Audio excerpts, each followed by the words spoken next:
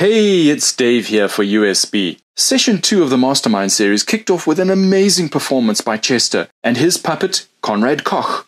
I'm a social anthropologist. I actually have a master's degree in corporate culture. And what I do is I use humor to help people understand hard facts in a way that won't want to make them jump off the fiscal cliff. You guys are in events, so you understand just how difficult this time is for all of us. I mean, how do we survive in an economy where everyone is either broke or unemployed or has too much toilet paper? So I'm going to introduce Chester Missing to you. Some people know him from TV and so on, and being the politically astute guy that he is. So here we are. What's going on? We're doing this online. Oh, wow. Is this one of those sexy adults-only online videos? No. Oh, Cameron. No. This is show me your roast chicken. No, wait. The combination of the pre-existing political instability, coronavirus, the global recession, and now we're at junk status has created a kind of a perfect storm for President Jacob Zuma. It's absolutely, now they're looking upset there. Look, they're not looking happy. No, it's fine. You guys are looking a bit like, I know how this feels like this. Yes. That's the thing, like Helen Ziller having a poo. It's dude.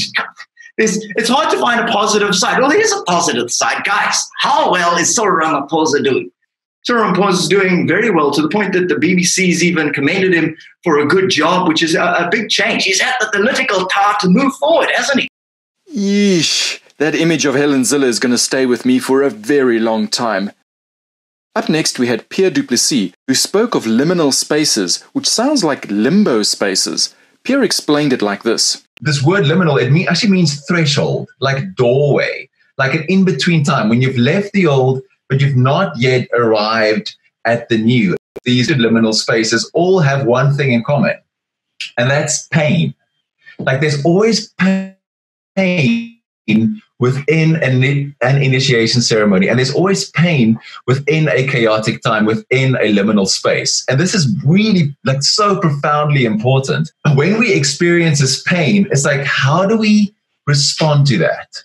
Because that's like the biggest, probably one of the biggest things we need to take into account is how do we respond to it? Not just to react to it in this kind of classic fight, flight, or freeze mode, but to rather respond to it from a conscious, kind of calm place. Because then these liminal spaces can give us the biggest chance for positive change. Chaos and liminal space times are unpredictable and uncertain, and they need to be approached also in an intuitive kind of way. Now, here's the thing. You need to find the pattern, because a pattern brings you back to a new normal, to a normality.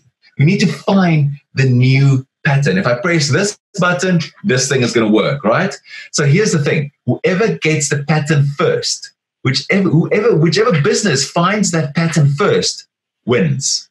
And that's exactly what we're trying to do. Find the new pattern for conferencing. Ryan Hogarth identified some of the key certainties in the near future. For the last 18 months, I have started every presentation with the statement that we live in the healthiest, safest, and most prosperous time in human history. And up until 3 months ago, that was very, very true. But now what? All the futurists, everybody who spoke about where we are and where we're going has suddenly been derailed. This thing has come out of nowhere and changed everything.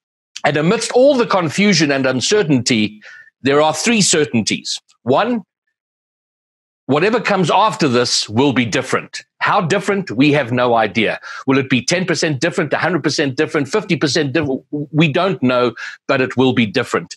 The second certainty is that humanity as a whole will survive. We've survived worse, and we will certainly survive this.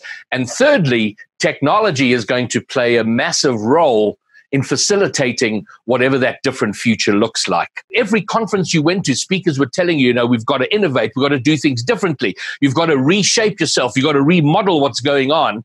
And all the ideas and thoughts you had, or that we felt were too risky to try, or we weren't sure how we were going to go about it, suddenly it's being forced on us. And the one thing we know, at least for the next 2 years, but once we're used to it, it's going to become the norm, is remote everything, not just working from home or being able to do things remotely, but everything, from conferencing to entertainment to the very way we interact with the world. We know that it is going to be remote. If we are going to get through this, we are going to have to innovate. Tanya Habamana spoke of one of the best ways to do this. I really believe that it's important to prepare your teams to think innovation.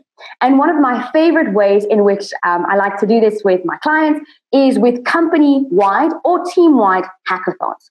So how hackathons work is it's basically a concept that was invented in Silicon Valley. Google's were the first ones that were known to have really mastered this.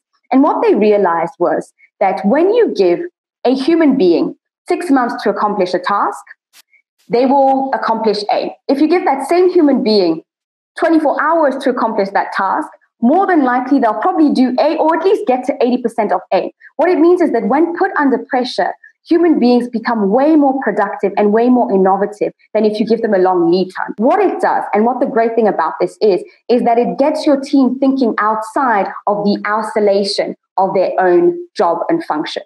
So as much as, we're in the events industry, if you work for a big corporation, you could have someone from the events team, you can have someone from legal, you can have someone from marketing, and just work together to creating a solution. Lastly, Peter van Ketz gave us an insight into how he's faced adversity on his expeditions. My expeditions have taken me to some of the highest, driest, coldest, wettest, windiest, most beautiful, and I guarantee you most miserable parts of our planet. And in all of these expeditions around our planet, I've learned one valuable lesson is that whatever great story we're going to tell one day, it comes hand in hand with storms and with hardship. During my solo row, and you see a picture of it here, I had a juvenile storm petrel land on my boat. And I put this bird inside the cabin, and it became my friend for 3 days. I named him Simon. But the story I want to tell you about this is that during the storm, the focus during the first 3 days was, oh my goodness, I'm going to die. I'm not going to handle the storm. I'm not going to see my wife again. I'm going to see my daughter again. And it was a complete downward spiral. And as soon as Simon landed on my boat, I could then focus on something completely different. It was focusing on something good. Oh my goodness, I don't want to kill Simon every time I roll over. And so therefore, it really changed the pattern of what was going on inside my head. And I believe that in this time, if we are able to focus on the good that is happening around us, we are in a much better state to be able to take those opportunities, to take those moments, to take that time and use it successfully for us so that it'll change everything for us. And that was session 2 of our Mastermind series. From me, Dave, and the USB team, we hope to see you at session 3. Cheers for now.